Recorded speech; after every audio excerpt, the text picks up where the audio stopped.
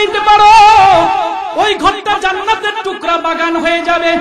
আদ-দুনিয়া কুল্লুহা মাতা ওয়া খায়রু মাতা'id দুনিয়া আল মারাতুস সালিহা। গোটা দুনিয়া হলো ব্যবহার সামগ্রী, আর এর মধ্যে উত্তম ব্যবহার সামগ্রী হলো দিনদার নারী, দিনদার স্ত্রী। একটা দিনদার নারীর মাধ্যমে মানুষ যতটা উপকৃত হতে পারবে, যতটা ফায়দা নিতে পারবে, হীরামণি মুক্তা জওহর আর অন্য কিছুর মাধ্যমে মানুষ অতটা উপকৃত হতে পারবে না। কথা ঠিক না ঠিক? ওরে মুসলমান, আজকে ঘরে ঘরে অশান্তি, অশান্তির আগুন ধাউ ধাউ করে জ্বলতেছে। স্বামী স্ত্রীর কথা শুনে না, স্ত্রী স্বামীর কথা শুনে না, বিবাহ কইরা ঘরের ভিতরে আনতে দেরি হয়। আর পুত্রবধূর সঙ্গে শাশুড়ির সঙ্গে ইউক্রেন আর রাশিয়ার যুদ্ধ আরম্ভ হইতে দেরি হয় না। কথা ঠিক না ঠিক? মামা অক্লান্ত পরিশ্রম করে, হাড় ভাঙা পরিশ্রম করে 10 মাস 10 দিন পর্যন্ত কম বেশি আপনাকে আমাকে গর্ভে ধারণ করার পর, এই গর্ভে যে ধারণ করলো দীর্ঘ 10 মাস 10 দিন, ঠিক মতো খাইতে পারলো না, ঘুমাইতে পারলো না, ঠিক মতো নফল নামাজ পড়তে পারলো না, নফল রোজা রাখতে পারলো না।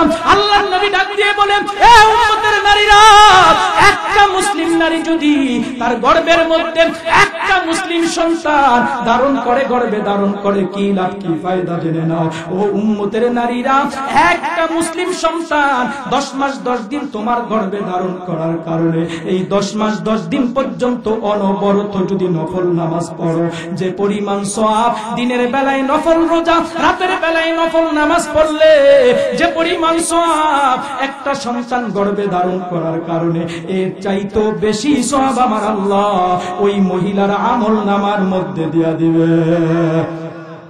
শুধু তাই নয়, যখন বাচ্চা ডেলিভারির সময় হয়ে যায়, মায়ের পেরেশানি শুরু হয়ে যায়, টেনশন শুরু হয়ে যায়। শ্বশুর বাড়ির থেকে মামার এক দৌড়ে বাবার বাড়িতে চলে যায়। বাবার বাড়িতে যাইয়া পাড়া প্রতিবেশীর কাছে ক্ষমা চায়, আত্মীয় স্বজনের কাছে ক্ষমা চায়, মা বাবা ভাই বোন সবার কাছে ক্ষমা চায়। স্বামীর হাতটা জড়াইয়া ডাক দিয়া বলে, স্বামী রে, জীবন চলার ক্ষেত্রে অন্যায় হয়েছে, অপরাধ হয়েছে, স্বামী আমার, আমাকে মাফ করে দিও। আমার মনে হয় আর দুনিয়াতে বাঁচবো না। ও স্বামী আমার, আমার সন্তান যদি দুনিয়াতে আসে, আমার সন্তানটাকে জমানার আলেম বানাইবা, হাফেজ বানাইবা, কোরআনের হাফেজ বানাইবা। হাসরের ময়দানে আমার আল্লাহ যদি জিজ্ঞেস করে, ও রহিমা আলিমা, কি নিয়ে উপস্থিত হয়েছো, আমি আল্লাহর দরবারে বলবো, আল্লাহ এমন কিছু নিয়ে উপস্থিত হইতে পারি নাই, শুধুমাত্র একজন হাফেজে কোরআনের আলেমের মা হইতে যাইয়া আমার জীবনটাকে আমি বিলীন করে দিলাম। ও মালিক রে, এই হাফেজের বদৌলতে, আলেমের বদৌলতে আজকে তুমি আমাকে জাহান্নামের আগুনে জ্বালায়ো না। দয়া করে মায়া করে আমাকে তুমি আজকে জান্নাতের মেহমান বানায়া দাও। ওরে মুসলমান, ডেলিভারির যখন ব্যথার যন্ত্রণা শুরু হয়ে যায়, যখন দেখে যে বাচ্চাটা নরমালে হইতেছে না, ডেট ওভার হয়ে যাইতেছে, সঙ্গে সঙ্গে ক্লিনিকে নেওয়া হয়, হাসপাতালে নেওয়া হয়। পরীক্ষা নিরীক্ষা করার পর ডাক্তার ডাক দিয়া বলে, ও বাচ্চার বাবা, বাবা ডাক যদি শুনতে চাও তাহলে মাকে বাঁচাইতে পারবো না, মাকে যদি বাঁচাইতে চাই তাহলে বাচ্চা বাঁচাইতে পারবো না। সিদ্ধান্ত নাও, কোনটা করবো? বাবা এক বাক্যে জবাব দিয়ে দিবে, ও ডাক্তারের দলেরা, গাছ বাঁচিয়ে রাখো, কারণ গাছ যদি বাইচা থাকে তাহলে ফল আল্লাহ তাআলা এমনিতেই দিবে। ও ডাক্তারের দলেরা, স্ত্রীকে বাঁচিয়ে রাখো, সন্তান বাঁচানোর দরকার নাই। একই এলান যদি আমার জনম দুঃখিনী মায়ের কানের মধ্যে চলে যায়, মা ওই বিছানার থেকে উঠে এক দৌড়ে ডাক্তারের কাছে যাইয়া পায়ে জড়াইয়া বলবে, ও ডাক্তারের দলেরা, জীবন দেওয়ার দরকার হলে জীবন নাও, অপারেশনের দরকার হলে অপারেশন করো, যা কিছু দরকার হয় তাই করো, আমার জীবনের বিনিময়ে যদি আমার কলিজার টুকরা আদরের সন্তানটা দুনিয়াতে বাইচা থাকে, আমি মা মৃত্যুবরণ করেও আমার জীবনটা ধন্য হয়ে যাইবে। ও ডাক্তারের দলেরা, যা কিছুর প্রয়োজন হয় সব কিছুই করো, আমি যদি মারাও যাই তাহলেও আমার আত্মাটা শান্তি পাবে। আমার কলিজার টুকরা সন্তান যদি জীবিত থাকে, ওরে মুসলমান ইমানদার, অনেক সময় সন্তান মারা যায়, অনেক সময় মা মারা যায়, অনেক সময় উভয় বাইচা থাকে, আবার অনেক সময় উভয় মারা যায়। আল্লাহর নবী ডাক দিয়া বলে, ডেলিভারির সময় যদি কোনো এরকম ভাবে মায়ের মৃত্যু হয়, ওর মৃত্যুটা হইতে দেরি হবে, ওর নামটা জান্নাতি ব্যক্তিদের নামের সঙ্গে লিখতে এক মুহূর্ত দেরি হবে না। এজন্য মুসলমান, একজন নেককার স্ত্রী যদি ঘরের মধ্যে আনা যায়, ওই নেককার স্ত্রীর মাধ্যমে ঘরটা পুরা জান্নাতের টুকরা বাগান হয়ে যাবে। কথা ঠিক কিনা? আমার আল্লাহ জানিয়ে দেয়, ও মিয়ার হাওলার মুসলমান, এই বয়ানের বরকতে আমলনামার সব গুনাহগুলো মাফ হয়ে গেছে। বাড়ির দিকে আমলনামা শূন্য নিয়ে রওনা করবা না, না, না, আমি আল্লাহ তোমার আমলনামার যে জায়গার মধ্যে গুনাহ লেখা ছিল, ওই গুনাহগুলোকে মাফ করে উল্টা ভাবে সওয়াবের দ্বারা তোমার আমলনামা ভরপুর করে দেব। কোন কোন আশিকে রাসূল জান্নাতের পাগল আছেন, ওয়াদা করে দিবেন যতক্ষণ পর্যন্ত আখিরি মুনাজাত হবে না, যত কষ্ট হোক ময়দান ছেড়ে বাড়িতে যাব না, কারণ আগামীকালকে আর এই জান্নাতের টুকরা বাগান থাকবে না। কথা ঠিক না বেটে? নবীর আশিক আল্লাহর কোন বান্দা জান্নাতের পাগল, দোকানে হাত উঁচু করে আল্লাহর কাছে দেখায় দেন আল্লাহু আকবার। মাশাআল্লাহ, আলহামদুলিল্লাহ। সবাই থাকবেন তো শেষ পর্যন্ত? আল কারিম ইদা ওয়াদা ওয়াফা, সম্মানিত ব্যক্তি যারা, তারা ওয়াদা করলে ওয়াদা বরখেলাপ করে না, ওয়াদা রক্ষা করে। আর ওয়াদার বরখেলাপ করা হলো মুনাফিকের লক্ষণ। অনেকদিন পর আপনাদের সঙ্গে সাক্ষাৎ হয়েছে, এমনিতে আপনাদের মুখ পরিচিত, মেহমান হিসাবেও তো সবার বাড়িতে যাওয়া সম্ভব না। শেষ পর্যন্ত থেকে মুনাজাত দিয়ে আমরা মুসাফা করে গুনাহ মাফ করাইয়া তারপরে যাব। রাজি আছি তো ইনশাআল্লাহ? আলোচনা আর দীর্ঘায়িত করব না। কোরআনে হাকিমের 114 সূরার অন্যতম সূরা সূরা আম্বিয়ার 104 নম্বর আয়াত আপনাদের সামনে তেলাওয়াত করেছি। আল্লাহ পাক রব্বুল আলামিন এই আয়াতের মধ্যে দুনিয়ার সব উম্মতদেরকে জানায়া দেয়, সব মানুষদেরকে জানায়া দেয়, হে আমার ঈমানদারের দলেরা, হে আমার বান্দারা, তোমরা তোমাদের মাঝে এমন একজন নবীকে আমি তোমাদের হেদায়েতের জন্য, দিক নির্দেশনা দেওয়ার জন্য পাঠাইলাম, যাকে আমি দুনিয়া এবং আখিরাতের জন্য কল্যাণ স্বরূপ, বরকত স্বরূপ, নাজাতের উসিলা স্বরূপ পাঠাইছি। সুবহানাল্লাহ। ওয়া মা আরসালনাকা ইল্লা রাহমাতাল লিল আলামিন। আল্লাহু আকবার। আমার আল্লাহ জানিয়ে দেয়, বিশ্ব জগতের মানুষ রে, এমন একজন পয়গম্বরকে তোমাদের কাছে পাঠাইলাম, আমার যেই পয়গম্বর দুনিয়ার জন্য রহমত, আখিরাতের জন্য রহমত।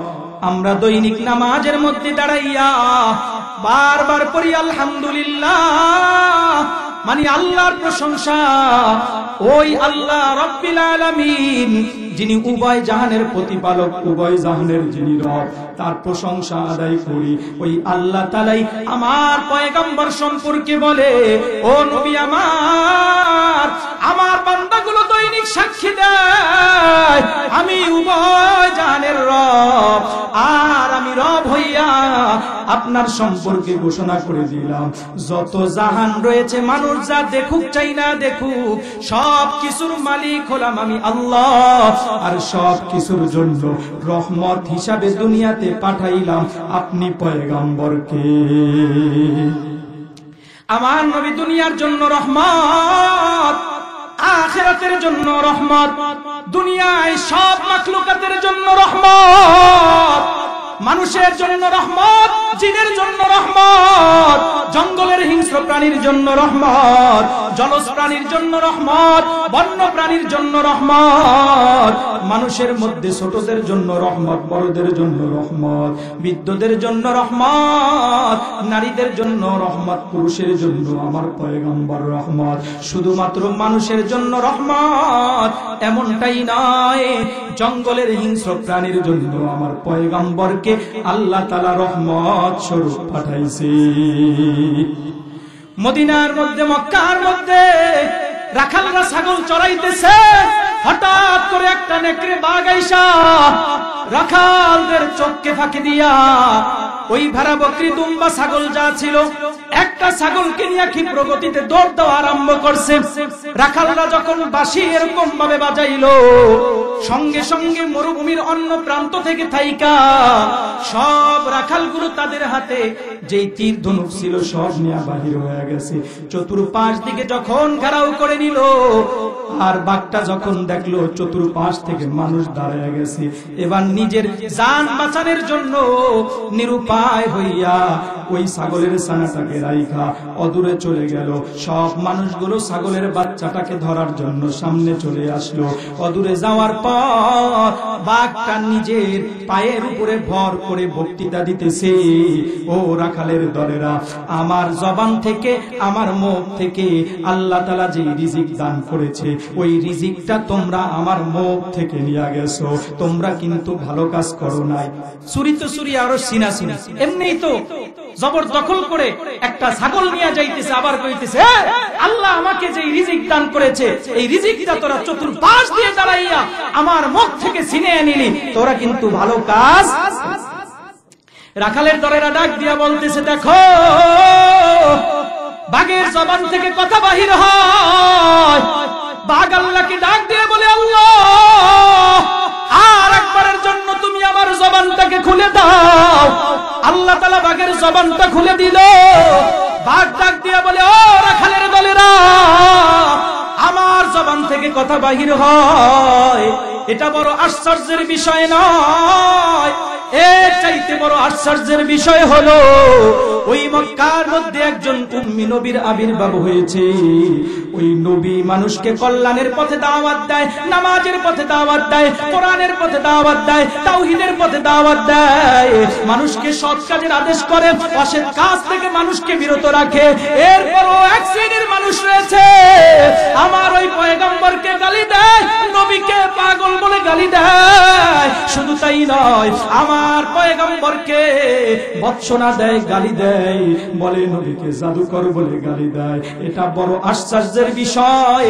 একটা মানুষ নিঃস্বার্থভাবে মানুষকে জাহান্নাম থেকে মুক্তি দেওয়ার জন্য হাজার চেষ্টা করতেছে, যেই ব্যক্তিগুলোকে জাহান্নাম থেকে মুক্তি দেওয়ার জন্য, মুক্তি রাখার জন্য, মুক্ত রাখার জন্য প্রাণপণ চেষ্টা করতেছে, ওই ব্যক্তিটাকে উল্টোভাবে আবার গালিগালাজ করতেছে।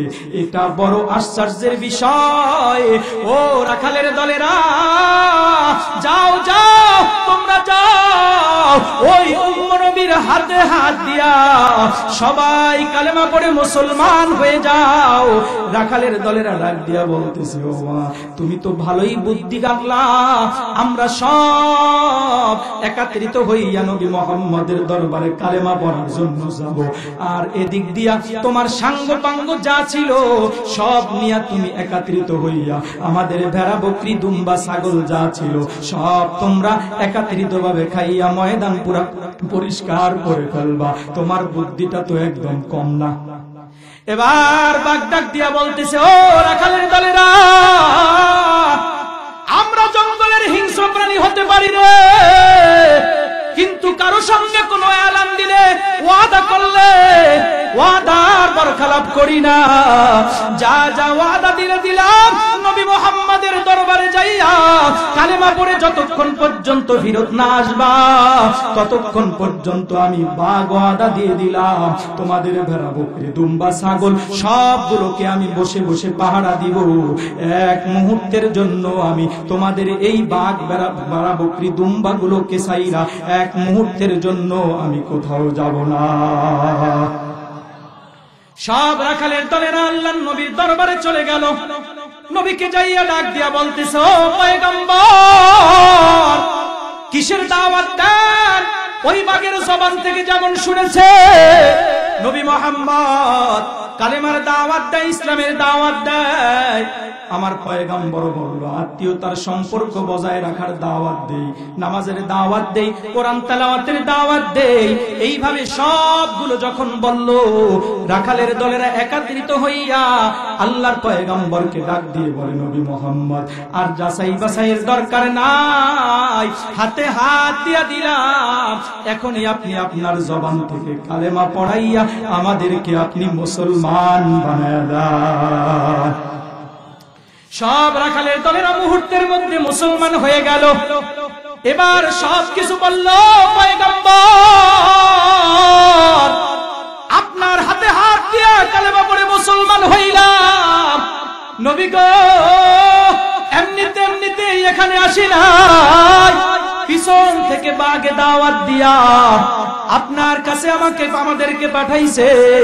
সব ঘটনা যখন পয়গম্বর শুনলেন, এবার নবী ডাক দিয়া বলতেছে, ও রাখালের দলেরা, যেহেতু একটা ছাগল ওই বাঘটা শিকার করার কারণে ছাগলটাকে তোমরা ধরতে যাই, এই বাঘের পক্ষ থেকে দাওয়াত পেয়েছো, যাও যাও, যদি যাইয়া ওই বাঘকে ওখানে পাও যেই ছাগলটাকে শিকার করেছি, ওই ছাগলটাকে আবার তাকে ফেরত দিয়া দিও। সব রাখালের দলেরা মুসলমান হইয়া কালেমা পড়ে মুসলমান হয়ে ইসলাম ধর্ম গ্রহণ করে ময়দানের দিকে রওনা করেছে। একজন আরেকজনকে বলতেছে, ও বন্ধুরে, চাকরি চলে যাবে। কই কেন? কয়েকটা বোমা প্রাণী বাঘের উপরে বিশ্বাস করে আমরা চলে আসলাম, আমরা যাইয়া দেখবো হয়তো আমাদের কোনো ভেড়া বকরি দুম্বা, আমাদের কোনো ছাগল ময়দানের মধ্যে নাই, বাঘও যাইয়া খুঁজে পাবো না। সবাই এক একজনে এক একটা কথা মন্তব্য করতেছে। মন্তব্য নিয়ে যখন ময়দানের কিনারে গেল, আস্তে আস্তে করে যখন তাদের নির্দিষ্ট জায়গায় গেল, যাওয়ার পর তাকে দেখতেছি ময়দানের যেখানে বাঘ রাইখা গেছে ওই জায়গায় বাঘটা দুইটা পা উঁচু করে আস্তে করে ভেড়া বকরি দুম্বার ছাগলগুলোর দিকে তাকায় রইছে, এমন বড় বড় চোখ করে ছাগলগুলোর দিকে তাকায় রইছে। ভেড়া বকরি দুম্বাগুলো বাঘের ভয়ে আর নির্দিষ্ট সীমানার বাহিরে না যাইয়া নির্দিষ্ট মাঠের মধ্যেই তারা খাবার দাবার খেয়ে পেটটা ভরপুর হয়ে সেখানেই তারা বিচরণ করতেছে। সব রাখালের দলের এই দৃশ্য দেখে আল্লাহ শুকরিয়া আদায় করলো। আর ওই বাঘটা নির্দিষ্ট স্থানে বসে আছে। যখন আল্লাহর পয়গম্বরের কথা অনুযায়ী বাঘকে আইসা জায়গা মতো পাইল, সঙ্গে সঙ্গে ওই যেই ছাগলটাকে বাঘে শিকার করেছে, খাসা এসে কুবরার মধ্যে রাখা হয়, ওই ছাগলটাকে বাঘকে আবার ফেরত দেওয়ার সঙ্গে সঙ্গে বাঘটা ছাগলটাকে নিয়ে যাইতেছে আর আল্লাহর শুকরিয়া আদায় করতেছে, পয়গম্বরের প্রশংসা করতেছে।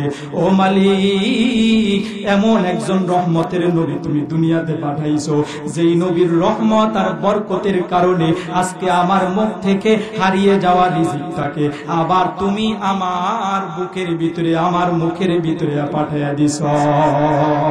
তা আমার নবীর দাম আছে না নাই? জোরে বলেন। ওরে মুসলমান, কেমন দাম, কেমন দাম! আমার পয়গম্বর শুধুমাত্র মুসলমানের জন্য রহমত, এমনটাই নয়, কাফেরের জন্য আমার পয়গম্বর রহমত। সব আম্বিয়া কিরাম যখন তার উম্মতদেরকে দ্বীনের দাওয়াত দিয়েছে, এক পর্যায়ে অতিষ্ঠ হইয়া আল্লাহর দরবারে বদদুয়া করে, আল্লাহ লা তাযরা আলাল আরদি মিনাল কাফিরিনা দাইয়ারা। ও মালিক, জমিনের মধ্যে কোনো কাফেরকে বসবাস করতে দিও না, কারণ এরা তোমার ইসলাম ধর্ম গ্রহণ করে নাই, তোমাকে স্বীকার করে নাই, তোমার উপরে কালেমা পড়ে নাই। ও মালিক রে, এদের সবাইকে তুমি ধ্বংস করে দাও। সব আম্বিয়া কিরাম আল্লাহর দরবারে বদদুয়া করেছে, কিন্তু আমার এমন একজন পয়গম্বরকে আল্লাহ নবী বানাইয়া, আপনার আমার নবী বানাইয়া পাঠাইছে। নবী আমার সারা দিন মাঠে ঘাটে দ্বীনের দাওয়াত দিয়া, কালেমা কালেমার দাওয়াত দিয়া ওই মক্কার অদূরে যাইয়া খানায় কাবার পাশে দাঁড়াইয়া গভীর রাত্রিতে আমার পয়গম্বর আল্লাহর দরবারে সালাতুল হাজত নামাজ আদায় করতেছেন। আর সিজদার মধ্যে যাইয়া আল্লাহর দরবারে দোয়া করে, আল্লাহ আবু জাহালকে মুসলমান বানিয়ে দাও, উতবাকে মুসলমান বানিয়ে দাও, সাইবাকে মুসলমান বাপ, কাফেরদের বড় বড় লিডারদের জন্য দোয়া করতেছেন। আর ওদিক দিয়া আবু জাহাল, আবু লাহাব, উতবা, সাইবা সবাই উপস্থিত হইয়া অপেক্ষা করতেছে কখন আমার পয়গম্বর সিজদার মধ্যে যাবে, আমার নবী কখন সিজদার মধ্যে যাবে, এই অপেক্ষা করতেছে। নবী আমার সিজদার মধ্যে যাওয়ার সঙ্গে সঙ্গে মক্কার নবী কাফেরের দলেরা নর্দমার মধ্যে পড়ে থাকা উটের নারী বুড়োকে আইনা, নারী বুড়ি আইনা আমার পয়গম্বরের পিঠের উপরে চাপিয়ে দিল।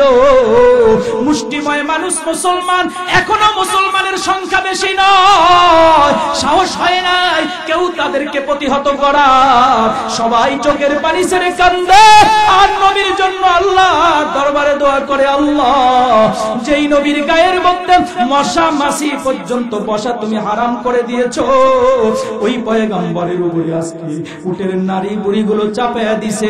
সাহাবায়ে কেরাম এক দৌড়ে যাইয়া ফাতেমাকে ডাক দিল, ফাতেমা তোমার বাবার পিঠের উপরে উটের নারী বুড়িগুলো চাপায়া দিছে। ফাতেমা এক দৌড়ে আইসা আমার পয়গম্বরের পিঠের থেকে উটের নারী বুড়িগুলোকে সরাইয়া নবীকে পরিষ্কার করে দুই গালের মধ্যে চুমু খায়। ইতিমধ্যে সব সাহাবায়ে কেরাম উপস্থিত হয়ে গেছে। সাহাবায়ে কেরাম ডাক দিয়ে বলে, ও পয়গম্বর আপনি আল্লাহর দরবারে যেই দোয়া করবেন সঙ্গে সঙ্গে কবুল হয়ে যাবে। নবী গো, আল্লাহর দরবারে এই কাফেরের জন্য আপনি বদদোয়া করেন, উদউ আলাল মুশরিকিন। ও পয়গম্বর এই কাফেরদের বিপক্ষে আপনি আল্লাহর দরবারে বদদোয়া করেন। নবী আমার চোখের পানি ছেড়ে দিয়ে কান্দে আর ডাক দিয়া বলে, সাহাবীরা ইন্নী লাম উবাসুল আনা ওয়া ইন্নামা বুইসতু রাহমাতাও ওয়া বারাকা। ও আমার আদরের সাহাবীরা রে, আমি যদি আমার এই উম্মতের জন্য বদদোয়া করি সঙ্গে সঙ্গে আল্লাহ তাদেরকে ধ্বংস করে দিবে, তবে আমার আল্লাহ আমার উম্মতের জন্য বদদোয়া করার জন্য আমাকে পাঠায় নাই, আমাকে আমার আল্লাহ আমার উম্মতের জন্য রহমত, বরকত এবং জাহান্নাম থেকে নাজাত দেওয়ার জন্য, নাজাত পাওয়ানোর চেষ্টা করার জন্য আমার আল্লাহ আমাকে দুনিয়াতে পাঠাইছে। ওরে মুসলমান, এত কষ্টের পরেও আমার পয়গম্বর উম্মতের জন্য বদদোয়া করে নাই। ওই নবীকে আল্লাহ এত দামি করে তৈরি করেছে, কত দাম, কত দাম। দুনিয়ার যত টাকাওয়ালা পয়সাওয়ালা ক্ষমতাবান আছে না কেন, ওরে মুসলমান, তার মুখের লালার থুতুর 5 পয়সাও মূল্য নাই, কথা ঠিক না বেঠে? ওরে মুসলমান, বর্তমান বিশ্বে যত সুপার পাওয়ার হোক না কেন, বাংলাদেশের ডক্টর ইউনূসের কথাই বলি না কেন, এই মজলিসের মধ্যে যদি আসে, সে যদি একটু গলা পরিষ্কার করতে চায়, কাশি দিতে চায়, এমন কোন পাবলিক খুঁজে পাওয়া যাবে না যে তার হাতটাকে পেটে দিবে, ডক্টর ইউনূস সাহেব আপনি আপনার থুতুটা আমার হাতের মধ্যে ফালান। পাওয়া যাবে? জোরে বলেন। এমন কোন ব্যক্তি খুঁজে পাওয়া যাবে না। এমনকি মক্কার ইমাম, মদিনার ইমাম, বাংলাদেশের সর্বোচ্চ আলেম যদি এই মজলিসের মধ্যে উপস্থিত হয়, গলা পরিষ্কারের জন্য যদি একটু গলা খেকুর দেয়, গলা কাশি দেয়, এমন কোন মুরিদ, এমন কোন আশিক খুঁজে পাওয়া যাবে না। তার হাতটা সামনে দিয়ে দিবে আর বলবে, আমার হাতের মধ্যে আপনি আপনার থুতুটা নিক্ষেপ করেন, আপনার কথা নিক্ষেপ করেন, এমন কাউকে খুঁজে পাওয়া যাবে না। কিন্তু আমার পয়গম্বরকে আল্লাহ এত দামি করে সৃষ্টি করেছে। পয়গম্বর যখন কণ্ঠ পরিষ্কারের জন্য, গলা পরিষ্কারের জন্য একটু কাশি দিত, সাহাবায়ে কেরাম যখন বুঝতেন আল্লাহর নবী গলা কাশি দিছে, গলা পরিষ্কার করবে, থুতু নিক্ষেপ করবে, সঙ্গে সঙ্গে উপস্থিত সমস্ত সাহাবায়ে কেরাম তাদের হাতগুলো ভিখারির মতো সামনে পাইতা দিত। ওরে মুসলমান, আল্লাহর নবীর থুতু যখন তাদের হাতের মধ্যে পড়তো, সঙ্গে সঙ্গে সব সাহাবায়ে কেরাম যার হাতের মধ্যেই থুতু পড়তো ওই থুতুটাকে লোশন বানাইয়া, তৈল বানাইয়া এইভাবে মালিশ করে চেহারার ভিতরে মালিশ করতো। ফাতালাকা বিহা ওয়াজহাহু ওয়া জিলদাহু, বুখারীর riwayat। আল্লাহর নবী সাহাবীরা বলতেছে, আমরা পয়গম্বরের থুতু পাওয়ার পর মনে করতাম অনেক দামি জিনিস পাইছি, দুনিয়ার সবচাইতে ভালো জিনিস পাইছি। লোশনের মতো, তৈলের মতো আমরা দুই হাতের ভিতরে এরকম ভাবে লাগাইয়া মুখের ভিতরে মালিশ করতাম, পুরা দেহের মধ্যে আমরা মালিশ করে দিতাম। আপনার আমার মনের মধ্যে প্রশ্ন জাগতে পারে, আল্লাহর পয়গম্বরের লালার মধ্যে, থুতুর মধ্যে এমন কি কুদরত আল্লাহ ঢুকাইয়া দিছে? সাহাবায়ে কেরাম নিজের মুখের মধ্যে ওই লালা লাগাইতো এবং দেহের মধ্যে লাগাইতো। আল্লাহর নবীর এই লালার মধ্যে আর থুতুর মধ্যে এত বরকত আল্লাহ ঢুকাইয়া দিছে, সহিহ প্রায় 40টির মতো হাদিস রয়েছে। আল্লাহর নবীর লালার বরকতে চক্ষু নষ্ট হয়ে গেছে, ওই চোখের ভিতরে লালা লাগাইয়া দিছে, সঙ্গে সঙ্গে দীপ্তি চক্ষু আগের চাইতো পরিপূর্ণ আকারে ভালো হয়ে গেছে। ওরে মুসলমান, শুধু তাই নয়, আল্লাহর পয়গম্বরের লালা খাবারের মধ্যে পড়ছে, খাবারের মধ্যে বরকত, পানির মধ্যে পড়ছে, পানির মধ্যে বরকত।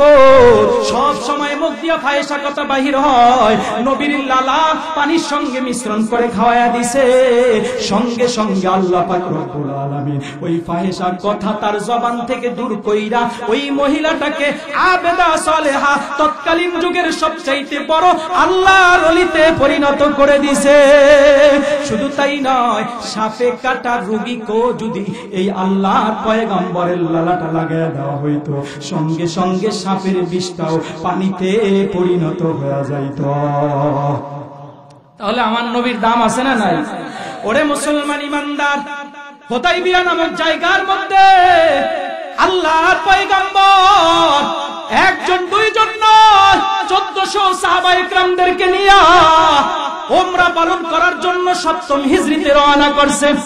সব সাহাবায়ে কেরাম হুদাইবিয়া আসার পর এবার মক্কার মধ্যে এলান হয়ে গেছে, নবী মুহাম্মদ তোমাদের সঙ্গে যুদ্ধ করার জন্য অসংখ্য অগণিত সৈন্যবাহিনী নিয়ে মক্কায় আক্রমণ করার জন্য মদিনার থেকে রওনা হয়েছে।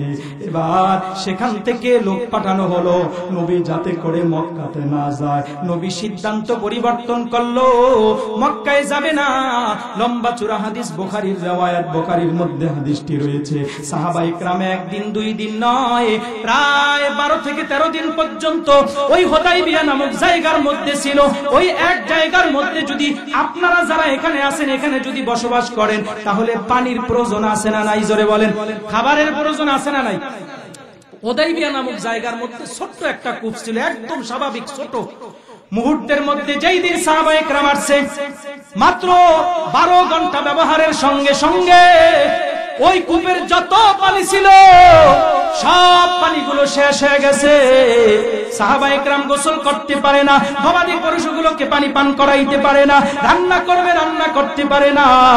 আল্লাহর নবীর সামনে উপস্থিত হয়ে গেছে, নবীকে ডাক দিয়ে বলে, পয়গম্বর, ছোট্ট একটা কূপ, সামান্য পানি এখানে উপস্থিত ছিল, মওজুদ ছিল। নবী গো, আমরা গোসল করতে পারি না, পানি কম পান করতে পারি না, আমাদের গবাদি পশুগুলোকেও পানি পান করাইতে পারি না, রান্না করব ও পয়গম্বর, রান্নাও করতে পারি না। নবী গো, আল্লাহর দরবারে দোয়া করেন, আল্লাহ যাতে করে আমাদের জন্য বৃষ্টির ব্যবস্থা করে দেয়, আল্লাহ যাতে করে আমাদের বিকল্প পানির ব্যবস্থা করে দেয়। নবী আমার ডাক দিয়া বলল, ও সাহাবীরা রে, কারো কাছে কি উযু করার পরিমাণ পানি আছে কিনা?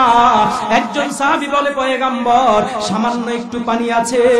ওই পানি যখন উপস্থিত করলো, নবী আমার ওই পানিটা দিয়ে উযু করলেন। উযু করার পর আল্লাহ আল্লাহর পয়গম্বর উযুর শেষে একটু পানি পান করলেন, আর একটু পানি দিয়া কুলি করলেন। কুলি কইরা নবীজির লালা মিশ্রিত, কফ মিশ্রিত, থুতু মিশ্রিত ওই কুলিকৃত পানিটাকে কূপের কিনারের ভিতরে আমার পয়গম্বর ছেড়ে দিলেন। সাহাবায়ে কেরামদেরকে ডাক দিয়া বলে, ও সাহাবীরা রে, দালাহু সা, কিছু সময়ের জন্য এই কূপটাকে আপন অবস্থায় রাইখা দাও। সাহাবায়ে কেরাম কূপটাকে আপন অবস্থায় ছেড়ে দিল। নবী আমার নিজের তাঁবুর মধ্যে চলে গেল। সাহাবীরা বলতেছেন, আমরা তাকায় দেখলাম নবী যখন ওই থুতু মিশ্রিত লালা মিশ্রিত পানিটা কূপের কিনারের ভিতরে ফালাইলো, আস্তে আস্তে করে সামনের দিকে যাইতে যাইতে ওই কূপের তলদেশের মধ্যে যাইয়া যখন আল্লাহর পয়গম্বরের লালা মিশ্রিত পানিটা পৌঁছে গেল, অমনিতেই কূপের তলদেশ থেকে, কূপের মাঝ বরাবর থেকে ঝর্ণা দ্বারায় পানি বাহির হওয়া আরম্ভ হয়ে গেছে। শুধু তাই নয়, পানি বাহির হইতে হইতে পুরা কূপটা কানায় কানায় পানিতে ভরপুর হয়ে গেছে। সাহাবায়ে কেরাম বলে, ও নবীর উম্মতের দলেরা, একদিন দুই দিন নয়, 12 থেকে 14 দিন পর্যন্ত আমরা পানিগুলো ব্যবহার করলাম, আমাদের গবাদি পশুগুলোকে পানি পান করাইলাম, রান্নার কাজে ব্যবহার করলাম, গোসলের কাজে ব্যবহার করলাম। সব চাইতে আশ্চর্যের বিষয় হলো 12-14 দিন পর্যন্ত আমরা যে এই পানিটা ব্যবহার করলাম, আগে যেই জায়গায় মাত্র একদিন ব্যবহারেই শেষ হয়ে গেছে, 12 দিন ব্যবহার করব আমরা ওই পানিটা কূপের পাড় থেকে কিনারা থেকে এক চিমটি পরিমাণও আমরা কমাইতে পারি না। তাহলে নবীর থুতুর মধ্যে বরকত আছে না নাই? জোরে জবান খুলে আওয়াজ দেন, আছে না নাই? ওরে মুসলমান, আল্লাহর পয়গম্বরের লালা খাবারের মধ্যে পড়ছে, খাবারের মধ্যে আমার আল্লাহ বরকত ঢুকিয়ে দিছে। তাও বুখারী শরীফের রিওয়ায়াত, আল্লাহর নবীর সাহাবী জাবের রাদিয়াল্লাহু তাআলা আনহু বলে, খন্দকের যুদ্ধ চলতেছে মুসলমানের সঙ্গে আর ইহুদিদের সঙ্গে। মক্কায় মদিনায় যে সমল ইহুদিরা রয়েছে, ইহুদিরা কয়, ও মক্কার কাফেরের দলেরা, আমরা কিন্তু মুসলমানদের সঙ্গে পারি না, চলো সবাই সম্মিলিতভাবে একত্রিতভাবে মুসলমানদের বিপক্ষে একটু লড়াই করি। কারণ রন কোয়া কোয়া পিছনের সাইড একখান, কথা ঠিক না ব্যাটে? এই ইহুদি, খ্রিস্টান, বৌদ্ধ, নাসারা, অমুসলিম যত আছে, এরা আলাদা আলাদা জাতি হলেও মুসলমানকে নিধন করার ব্যাপারে, মুসলমানদেরকে খতম করার ব্যাপারে, মুসলমানদেরকে নিঃশেষ করার ব্যাপারে, মুসলমানদেরকে ধ্বংস করার ব্যাপারে এরা সবাই এক, কথা ঠিক না ব্যাটে? এজন্য আল্লাহ তাআলা বলেন, এদের ধারো কাছেও যাবা না, লা তাত্তাখিদু, তাদেরকে তোমরা আউলিয়া, বন্ধু হিসাবে গ্রহণ করবা না। ইহুদি, খ্রিস্টান যারা আছে, এদের থেকে তোমরা সব সময় দূরে থাকবা। আমরাও এদের সঙ্গে কোনো সম্পর্ক রাখতে চাই না, কথা ঠিক না বেটে? ওরে মুসলমান ইমানদার, ইহুদিরা ইনভাইট করেছে, আসো আমরা সবাই সম্মিলিতভাবে নবী মুহাম্মাদের বিপক্ষে লড়াই করি। 10,000 মানুষ একত্রিত হইয়া পুরা মদিনাকে বয়কট করে ফেললো। মুসলমানের সংখ্যা মাত্র 3,000, তাও সশস্ত্র বাহিনী নয়, অল্প কয়েকটা ঘোড়া আছে, অল্প কয়েকটা তরবারি আছে। কি করা যায়? এবার সবচাইতে বয়স্ক সাহাবী সালমান ফারসি রাদিয়াল্লাহু তাআলা আনহু প্রায় 350 বছর পর্যন্ত হায়াত পেয়েছে। ওই সাহাবী পরামর্শ দিতেছে, পয়গম্বর, মদিনার চতুর্পাশ দিয়ে আপনি কূপ খনন করেন, খাল খনন করেন। কি খনন করার জন্য বলতেছে? খাল খনন করার জন্য। মদিনার চতুর্পাশ দিয়ে খাল খনন করে দেন। মদিনার চতুর্পাশ দিয়ে আল্লাহর পয়গম্বর খাল খনন করার জন্য।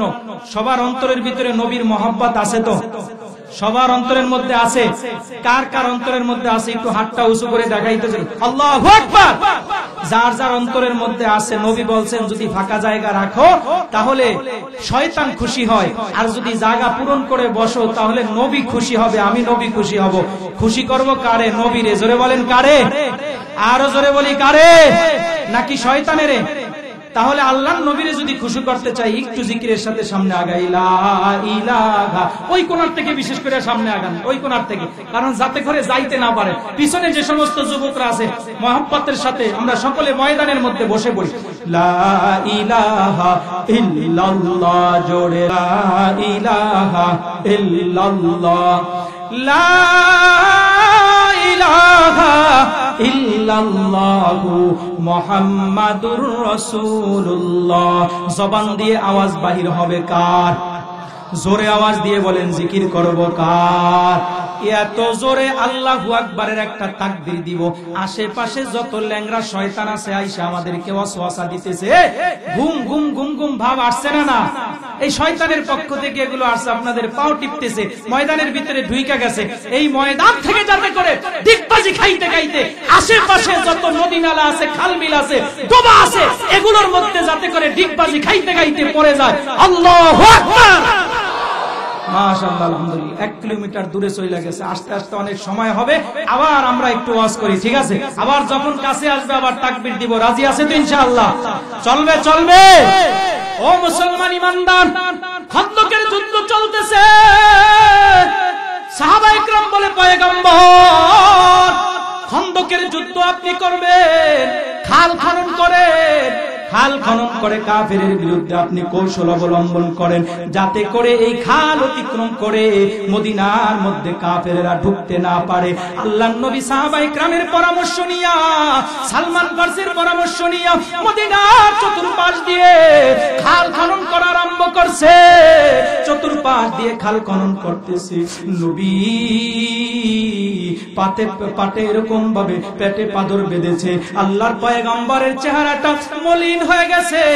একদিন দুই দিন নয়, 17 দিন পর্যন্ত সাহাবায়ে কেরাম খাল খনন করার কাজের ভিতরে লিপ্ত ছিল। একদিক দিয়া উত্তপ্ত মরুভূমি, একদিক দিয়া উত্তপ্ত গরম, আবার বড় বড় পাথরগুলোকে কাটতে কাটতে তারা ক্লান্ত হয়ে গেছে। সাহাবায়ে কেরাম একজন অপরজনের চেহারার দিকে তাকাইয়া দেখে সবাই একবারে ক্ষুধার্ত, কিন্তু সবাই ক্ষুধার্ত হওয়ার পরেও আল্লাহর নবীর চেহারার দিকে যখন তাকাইলো, একজন সাহাবী এসে বলে, পয়গম্বর ক্ষুধার যন্ত্রণা আর সহ্য হইতেছে না নবী গো, দেখেন পেটের ভিতরে আমি পাথর বেঁধেছি। আল্লাহর নবীও তার বুকটা উজাড় করে, বুকটা খালি করে দেখে দিল, সাহাবী আমি নবীও, আমার পেটটা ভরপুর নয়, তুমিও যেমন পাথর বেঁধেছো, আমার পয়গম্বরের পেটের মধ্যে তোমার পেটে একটা, আমার পেটের মধ্যে আমি নবী 2টা পাথর বেঁধেছি। 2টা পাথর দেখে দিল। সাহাবায়ে কেরাম নবীর চেহারার দিকে তাকাইতে পারে না, অথচ যেই নবীর চেহারার দিকে তাকানোর সঙ্গে সঙ্গে হাজার টেনশন থাকলে, পেরেশানি থাকলে, ক্ষুধার যন্ত্রণা থাকলে, মুহূর্তের মধ্যেই নবীর চেহারা দেখার সঙ্গে সঙ্গে তাদের 7 দিনের ক্ষুধার যন্ত্রণা মুহূর্তের মধ্যেই দূর হয়ে যাইত। সাহাবায়ে কেরাম বলে, আল্লাহর নবীর চেহারাটা আল্লাহ এত সুন্দর করে বানাইছে, হাজারো টেনশন নিয়া, পেরেশানি নিয়া আর ক্ষুধার যন্ত্রণা নিয়া যদি পয়গম্বরের সামনে উপস্থিত হইতাম, নবীর চেহারার দিকে তাকানোর সঙ্গে সঙ্গে শত শত পেরেশানি থাকলেও সব পেরেশানি আমাদের মুহূর্তের মধ্যেই দূর হয়ে যাইত। আমার নবীকে আল্লাহ কেমন সুন্দর করে বানাইছে। জাবির ইবনে সামুরা রাদিয়াল্লাহু তাআলা আনহু বলে, ও নবীর সাহাবীরা রে, রাআইতু ফি লাইলাতিন ইজহিয়ানিন ওয়া আলাইহি হুল্লাতুন হামরা ফারাআইতু আনজুরু ইলাইহি ওয়া ইলাল কমার। জাবির ইবনে সামুরা রাদিয়াল্লাহু তাআলা আনহু বলে, নবীর সাহাবীরা, আমি একদিন 14 তারিখ দিবাগত রাতে আল্লাহর পয়গম্বরের সামনে উপস্থিত হইলাম। নবীর চেহারা, নবীর গায়ের মধ্যে লাল ডোরা বর্ণের চাদর পরিহিত ছিল। আল্লাহর নবীর চেহারা থেকে নূরের আলোর ফোয়ারা বাইর হইতেছে। আকাশের চাঁদের দিকে তাকাইলাম, আকাশের চাঁদটাও পুরো আলোকোজ্জ্বল হইয়া চতুর্দিকে আলো ছড়াইতেছে। আমার মনের মধ্যে কৌতূহল সৃষ্টি হলো, আকাশের চাঁদ সুন্দর নাকি আমার নবীর চেহারা সুন্দর? আমার নবীর চেহারা সুন্দর সুন্দর নাকি আকাশের চাঁদ সুন্দর? কৌতূহল বশত আমি একবার আকাশের চাঁদের দিকে তাকাইলাম, আবার আমি আমার পয়গম্বরের চেহারার দিকে তাকাইলাম। একবার আকাশের চাঁদের দিকে তাকাই, আবার আমার পয়গম্বরের চেহারার দিকে তাকাই। কয়েকবার যখন আমি আমার দৃষ্টিটাকে আপ ডাউন করলাম, আমার মন সাক্ষী দিয়া দিল ওই আকাশের চাঁদের চাইতে আমার পয়গম্বরের চেহারা আরো কোটি কোটি গুণে বেশি সুন্দর। রুখসার সে বরকা का जरा पर्दा उठा दो, लिल्लाहे मुझे हुस्ने खुदा दाद दिखा दो। आए बाहर करम सदका हुसैन बिन अली का, पियासा गो मुझे शरबत दीदार पिला दो। मैं दूर हो मजबूर हो आए सैयद आलो, दीदार दिखाते नहीं आवाज सुना दो। আমার নবীর চেহারা কেমন সুন্দর। আম্মা জান আয়েশা রাদিয়াল্লাহু তাআলা আনহার দরবারে মদিনার মহিলারা উপস্থিত হয়ে গেছে। ডাক দিয়া বলে, ও আয়েশা, ইউসুফ নবী নাকি এত সুন্দর ছিল, যার চেহারার দিকে তাকাইয়া মিশরের মহিলারা তাদের হাত কেটে দিয়েছে, তারা ব্যথা অনুভব করে নাই। আমগো নবী কেমন সুন্দর। আম্মা জান আয়েশা রাদিয়াল্লাহু তাআলা আনহা এক কথায় জবাব দিয়ে দিল, ও মদিনার মহিলারা রে, ওই জায়গায় ইউসুফ নবী না হইয়া যদি আমার পয়গম্বর হইতো, মিশরের মহিলারা তাদের হাতের পরিবর্তে তাদের কলিজা কেটে দিত, গর্দান কেটে দিত, তারপরেও তারা ব্যথা অনুভব করত না। বুলবুল को दिया नालाओं पर वाना को जलवा, बम हमको दिया सबसे जो मुश्किल नजर आया। आशिकारा रोज महशर बाक़ियामत करनीस, आशिकारा जुस तमाशा ए जमाले यारनीस। ओ मुसलमान ईमानदार साहाबा इकराम बोले, ও নবীর সাহাবীরা রে, নবীর চেহারাটা এত মলিন হয়ে গেছে, নবীর চেহারার দিকে তাকানো যায় না। হযরত জাবের বলে, আমি যখন নিজেকে কন্ট্রোল করতে পারলাম না, একটা দৌড়ে বাড়িতে চলে গেলাম। বাড়িতে যাইয়া স্ত্রীকে ডাক দিয়া বলি, প্রাণের স্ত্রী রে, ঘরের মধ্যে কোনো খাবার আছে কিনা? আবার নবীর চেহারাটা মলিন হয়ে গেছে, পেটের মধ্যে পাথর বাঁধা। স্ত্রী ডাক দিয়া বলে, স্বামী আমার, ঘরের মধ্যে তো তেমন কোনো খাবার নাই, কিছু আটা রয়েছে, সর্বোচ্চ রুটি বানাইলে 8-10 জন ব্যক্তি খাইতে পারবে। জাবের বলে, আটা এরকম ভাবে খামিরা তৈরি করো, রুটি তৈরি করো। ও স্ত্রী রে, বিকল্প তরকারি কি ব্যবস্থা করা যায়? কয়, আমাদের ঘরের মধ্যে তো একটা মাত্র ছাগলের ছোট বাচ্চা রয়েছে, এছাড়া আর তরকারির মতো বন্দোবস্ত করার মতো আর কোনো কিছু নাই। জাবের বলে, ওই ছাগলের ছানাটাকে সবাই করে দেই, কারণ আমার পয়গম্বর ছাগলের রান খাইতে অনেক মহব্বত করে, অনেক ভালোবাসে, পছন্দ করে। স্ত্রী ডাক দিয়ে বলে, ও প্রাণের স্বামী আমার, কিন্তু এই ছাগলের ছানাটা আপনার সন্তান, ছোট ছোট বাচ্চা রয়েছে, তারা অনেক মহব্বত করে, ভালোবাসে। এই ছাগলের ছানাটা নিয়া ওরা সকাল থেকে সন্ধ্যা পর্যন্ত খেলাধুলা করে গো স্বামী আমার, দেখেন বিকল্প কোনো ব্যবস্থা করা যায় কিনা। জাবের ডাক দিয়া বলে, ও প্রাণের স্ত্রী রে, আমার পয়গম্বরের তৃপ্তির চাইতে, পয়গম্বরের চেহারা হাসি আর খুশির চাইতে, আনন্দের চাইতে আমার সন্তানদের আনন্দ বড় হইতে পারে না। সন্তানদের আনন্দের চাইতে আমার নবীর আনন্দটা আমার কাছে আরো লক্ষ কোটি কোটি গুণে বেশি দামি।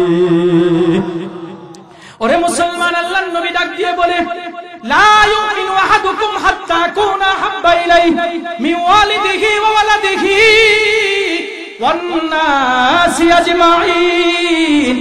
আমি নবী যতক্ষণ পর্যন্ত তোমার সন্তান, তোমার মা বাবা, তোমার আত্মীয় স্বজন সব কিছুর চাইতে বেশি মহব্বতের না হব, ততক্ষণ পর্যন্ত হাজারো মহব্বতের দাবি করতে পারো, তোমরা প্রকৃত মহব্বত করনেওয়ালা হওয়া না। হযরত ওমর ডাক দিয়ে বলে, পয়গম্বর আপনারে অনেক মহব্বত করি ইয়া রাসূলুল্লাহ, উহিব্বুকা ইয়া রাসূলুল্লাহ। আল্লাহর নবী ডাক দিয়ে বলে, ও তুমি ঠিক মতো বলছো কিনা বুঝে শুনে বলো। বলে, ইয়া রাসূলুল্লাহ, অবশ্যই আমি আপনাকে অনেক মহব্বত করি। ভাই তোমার জানের চাইতে বেশি মহব্বত করো কিনা? বলে না পয়গম্বর। মালের চাইতে বেশি মহব্বত করো কিনা? না পয়গম্বর। তোমার স্ত্রী সন্তানাদির চাইতে বেশি মহব্বত করো কিনা? বলে না পয়গম্বর। বলে না না, তুমি এখনো মহব্বতের দাবিদার হইতে পারলা না, আমাকে এখনো প্রকৃত মহব্বত করতে পারলা না। হযরত ওমর ডাক দিয়া বলে পয়গম্বর আল্লাহ, এই মুহূর্তে আমি আমার জানের চাইতে, মালের চাইতে, সম্পদের চাইতে, স্ত্রীর চাইতে, সব কিছুর চাইতে আপনাকে বেশি মহব্বত করি গো পয়গম্বর।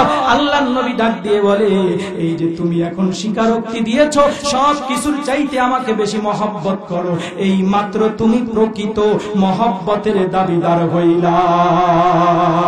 ওরে মুসলমান, জাবের ডাক দিয়া বলে, ও প্রাণের স্ত্রী রে, আল্লাহর নবীর মহব্বতের চাইতে, আল্লাহর নবীর আনন্দের চাইতে সন্তানের আনন্দ বড় হইতে পারে না। স্ত্রী রে, রুটি তৈরি করো আর আমি ছাগলের ছানাটা জবাই করে দে। হযরতে জাবের ছাগলের ছানাটা জবাই করে কুটে ধুয়ে পরিষ্কার করে স্ত্রীর হাতের ভিতরে তুইলা আল্লাহর নবীর দরবারে চলে গেছে। নবী আমার সাহাবায়ে কেরামদেরকে যুদ্ধের দিক নির্দেশনা দিতেছে। এমন মুহূর্তে অসংখ্য অগণিত সাহাবায়ে কেরাম সামনে বসা। নবী সাহাবী হযরতে জাবের চলে গেল, যাইয়া নবীর কানে কানে ডাক দিয়া বলতেছে, পয়গম্বর আপনার চেহারাটা মলিন, পেটের ভিতরে পাথর বাঁধা গো পয়গম্বর, তৃপ্তি সহকারে অনেক দিন হয়েছে খানা খাইতে পারেন না, আমার স্ত্রীর রুটি তৈরি করতেছে। নবী গো, ছাগলের বাচ্চা একটা ভুনা করতেছে, সর্বোচ্চ 8-10 জন ব্যক্তি খাইতে পারবে।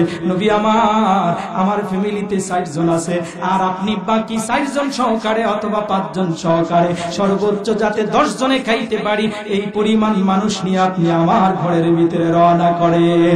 আসলে স্বাভাবিকভাবে 10 জনের বেশি না। আল্লাহর নবী যখন এই কথা শুনলেন, সঙ্গে সঙ্গে উপস্থিত সব সাহাবায়ে কেরাম, 1000 সাহাবী ছিল, বুখারীর মধ্যে হাদিস রয়েছে। নবী আমার উপস্থিত 1000 সাহাবীকে ডাক দিয়া বলে, ও সাহাবীরা রে, আমার জাবের তার ঘরের ভিতরে আমাদের সবাইকে দাওয়াত দিয়েছে, চলো আমার জাবেরের বাড়িতে আমরা খানা খাওয়ার জন্য যাই। আল্লাহু আকবার। এবার জাবের রাদিয়াল্লাহু তাআলা আনহুর চেহারা মলিন হয়ে গেছে। দাওয়াত দিছে মাত্র 8-10 জন ব্যক্তিকে, যাইতেছে নবী 1000 মানুষ নিয়া। সব সাহাবায়ে কেরাম প্রস্তুতি গ্রহণ করতেছে, দাওয়াত খাওয়ার জন্য যাবে। অনেক দিন হইছে পেটের ক্ষুধা নিবারণ করার জন্য যাবে। জাবের রাদিয়াল্লাহু তাআলা আনহু ভিড়টা ভেঙে আস্তে আস্তে করে পিছন দিয়া একটা দৌড় দিল বাড়ির ভিতরে। বাড়ির ভিতরে যাইয়া স্ত্রীকে ডাক দিয়া বলে, ও প্রাণের স্ত্রী রে, আজকে তো অপমানিত হতে হবে, লজ্জিত হতে হবে, লাঞ্ছিত হতে হবে। বলে কি ব্যাপার, কি হয়েছে? আল্লাহর নবীরে মাত্র 8-10 জন লোক নিয়ে আসার জন্য বলেছিলাম, আর পক্ষান্তরে নবী 1 জন 2 জন নয়, 1000 লোক নিয়া, সাহাবীদেরকে নিয়া, মেহমান নিয়া আমার বাড়িতে মেহমানদারি গ্রহণ করে দাওয়াত খাওয়ার জন্য আসতেছে। আমাদের দেশের মা বোনরা যদি হইতো, আর হুজুর একজনকে দাওয়াত দিলে যদি 2 জন নিয়ে আসতো, 3 জন নিয়ে আসতো, ভাই হুজুরদের কাজই হলো এইটা, পরের বাড়িতে কিভাবে খাইবে এই টেনশনেই তাদের ঘুম হয় না। হুজুররা দাওয়াত দিলাম, 1 জন নিয়ে আসছে, 3 জন আর 4 জন, কিন্তু সাহাবিয়ারা যারা ছিলেন, সাহাবীদের স্ত্রী যারা ছিল, তারা তো এই মন মানসিকতার ছিল না। তারা মেহমানদারি করতে পারলে আরো তারা আনন্দ, আরো তৃপ্তি পাইতো। সাহাবী হযরতে জাবেরের স্ত্রী ডাক দিয়া বলে, প্রাণের স্বামী আমার, টেনশনের কারণ নাই, পরেশানির কারণ নাই, স্বামী গো আপনি দাওয়াত দিছেন কয় জনের? কয় মাত্র 10 জনের। ও স্বামী আমার, আপনি দাওয়াত দিছেন মাত্র 10 জনের, বাকি 990 জনের দাওয়াত দিছে আল্লাহর নবী। আল্লাহর নবীর ইজ্জত রক্ষা করা না করার মালিক জোরে চিল্লায় বলেন কে? আরো জোরে সরে বলি কে? আমার আল্লাহ আমার পয়গম্বরকে অপমানিত করবে না, লাঞ্ছিত করবে না। আমার পয়গম্বরকে অপমানিত হইতে দিবে না। ও স্বামী আমার, আপনি দাওয়াত দিছেন মাত্র 10 জনেরে, বাকি সবাইকে দাওয়াত দিছে আল্লাহর নবী। খাবার সামনে দিব, নবী যেই কয়জনের খাওয়াইতে পারে এটা নবীর জিম্মাদারি। সুবহানাল্লাহ। এজন্য আল্লাহর নবী বলে, ঘরের মধ্যে যদি একটা দিনদার নারী ঢুকাইতে পারো, ওই ঘরটা জান্নাতের টুকরা বাগান হয়ে যাবে। আদ-দুনিয়া কুল্লুহা মাতা ওয়া খায়রু মাতা'id দুনিয়া আল মারাতুস সালিহা। গোটা দুনিয়া হলো ব্যবহার সামগ্রী, আর এর মধ্যে উত্তম ব্যবহার সামগ্রী হলো দিনদার নারী, দিনদার স্ত্রী। একটা দিনদার নারীর মাধ্যমে মানুষ যতটা উপকৃত হতে পারবে, যতটা ফায়দা নিতে পারবে, হীরামণি মুক্তা জওহর আর অন্য কিছুর মাধ্যমে মানুষ অতটা উপকৃত হতে পারবে না। কথা ঠিক না ঠিক? ওরে মুসলমান, আজকে ঘরে ঘরে অশান্তি, অশান্তির আগুন ধাউ ধাউ করে জ্বলতেছে। স্বামী স্ত্রীর কথা শুনে না, স্ত্রী স্বামীর কথা শুনে না।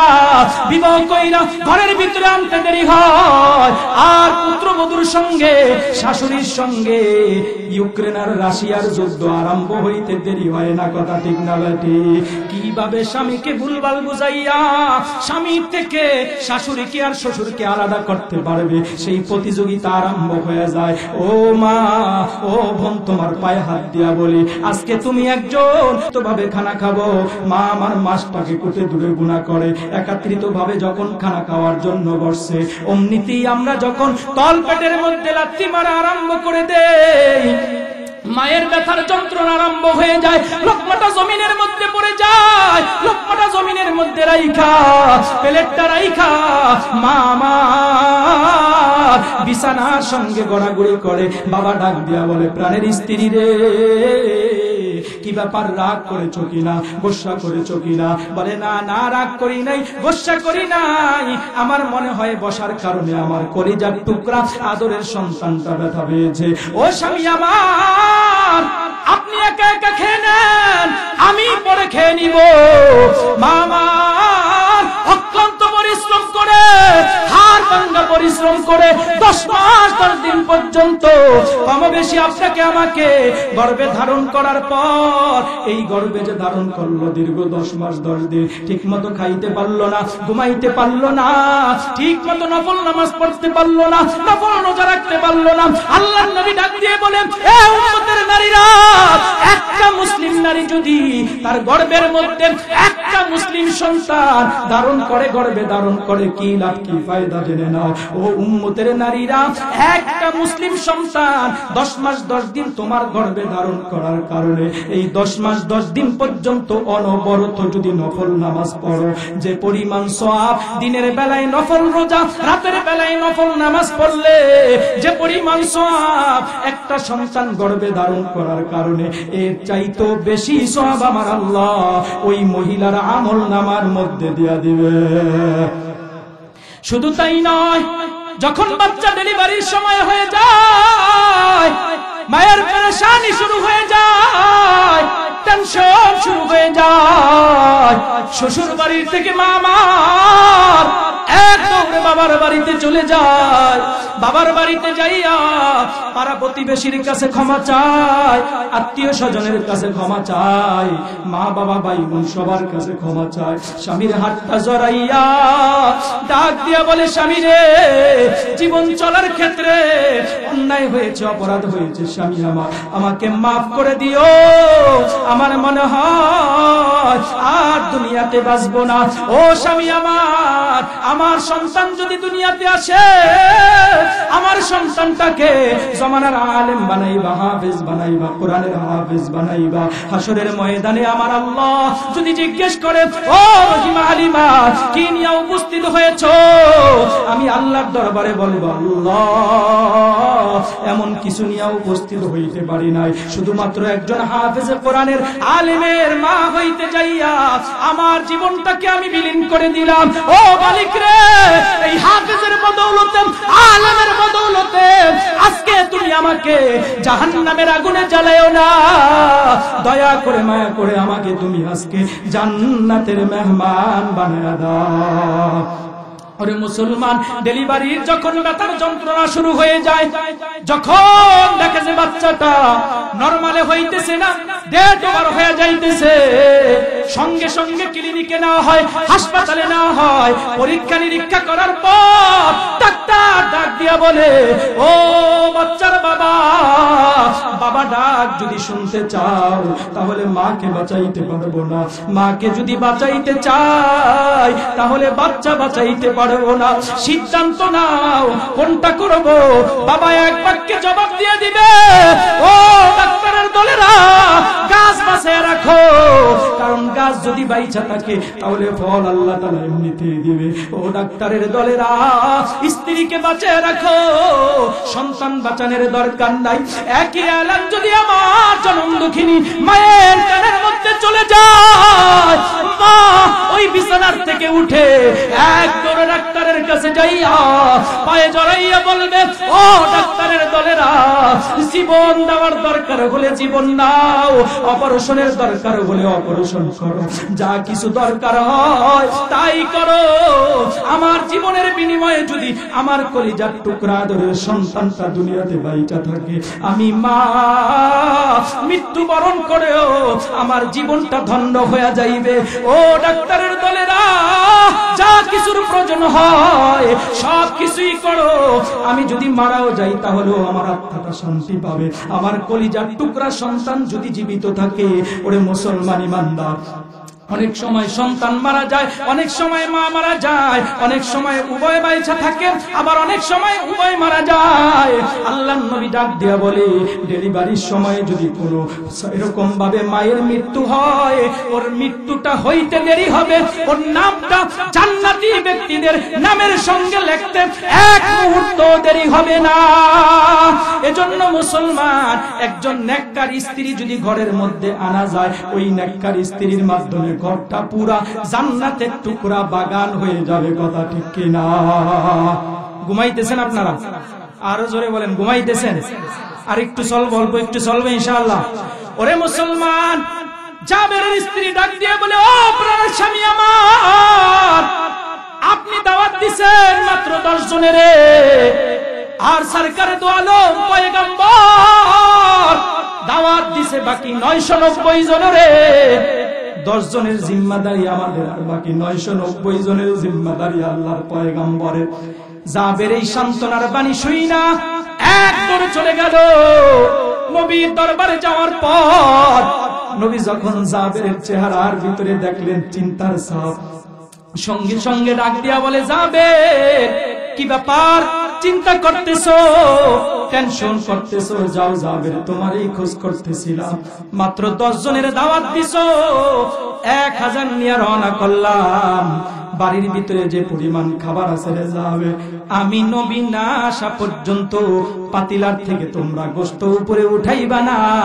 নবী আমি না আসা পর্যন্ত, আমি নবী না আসা পর্যন্ত ওই পাতিলার থেকে, বলের থেকে, গামলা থেকে রুটি গুলোকে আলাদা করবা না। ওরে মুসলমান ইমানদার, জাবের রাদিয়াল্লাহু তাআলা আনহু এক দৌড়ে চলে গেল। সংবাদ পৌঁছে আবার ইস্তেকবালের জন্য আল্লাহর নবীর কাছে চলে আসলো। নবী 1000 সাহাবায়ে কেরাম নিয়া যখন জাবেরের ঘরের মধ্যে চলে গেল, আল্লাহর নবী বলে, জাবের যাও, তোমার পাতিলাটা সামনে নিয়ে আসো, রুটির গামলাটাও সামনে নিয়ে আসো। জাবের রাদিয়াল্লাহু তাআলা আনহু পাতিলা সামনে নিয়ে আসলো, আর রুটির গামলাটাও সামনে নিয়ে আসলো। মুসলমান ইমানদার, মেহমানদারির মাধ্যমে আল্লাহ তাআলা এত ফজিলত দান করে। আজকে হুজুরদেরকে আমরা মেহমানদারি করি না, আলেম দেখলে মেজাজটা গরম হয়ে যায়, তালিবুল ইলম ছাত্রদেরকেও পছন্দ করি না, আছে না নাই? 5 ওয়াক্ত নামাজ দৈনিক আমাদের থেকে বিদায় নিয়ে যাচ্ছে।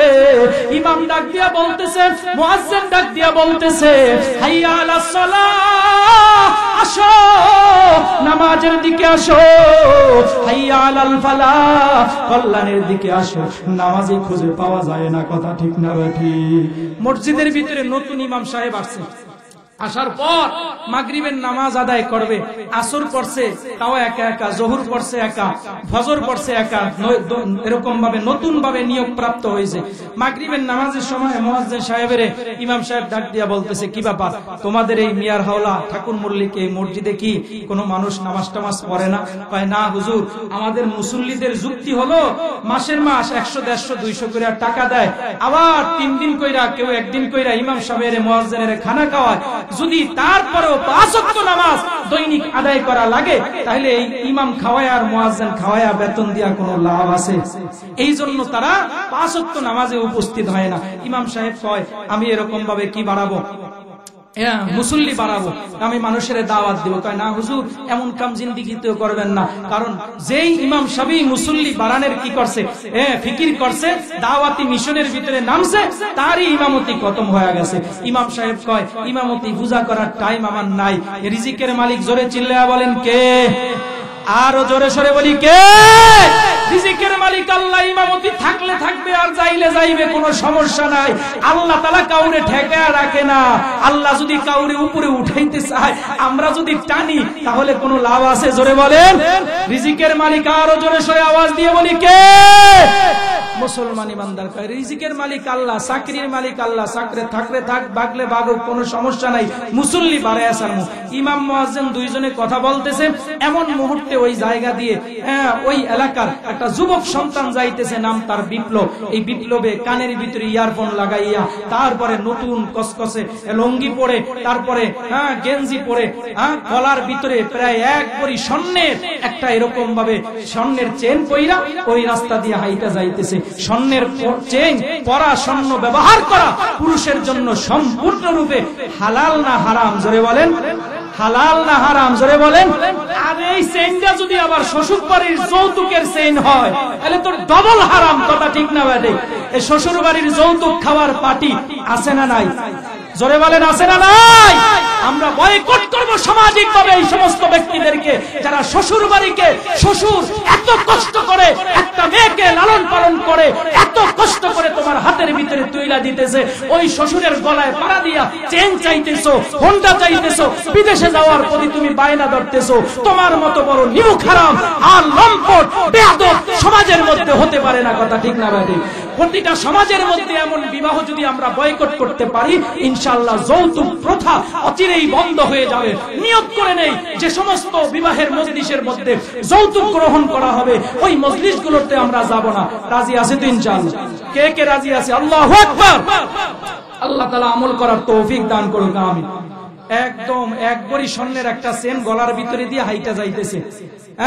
এবার বলতেছে, হুজুর আপনি নাকি মুসল্লি বাড়াইবেন? কয় হ্যাঁ। এই যে তাকায় দেখেন, আমরা এলাকার একবারে সবচাইতে বড় টাকাওয়ালা টপ লেভেলের যিনি আছে তার সন্তান এ যাইতেছে এদিক দিয়ে হাইটা হাইটা। ডাক দিছে, বিপ্লব ভাই এদিকে আসেন। কাছে আসলো।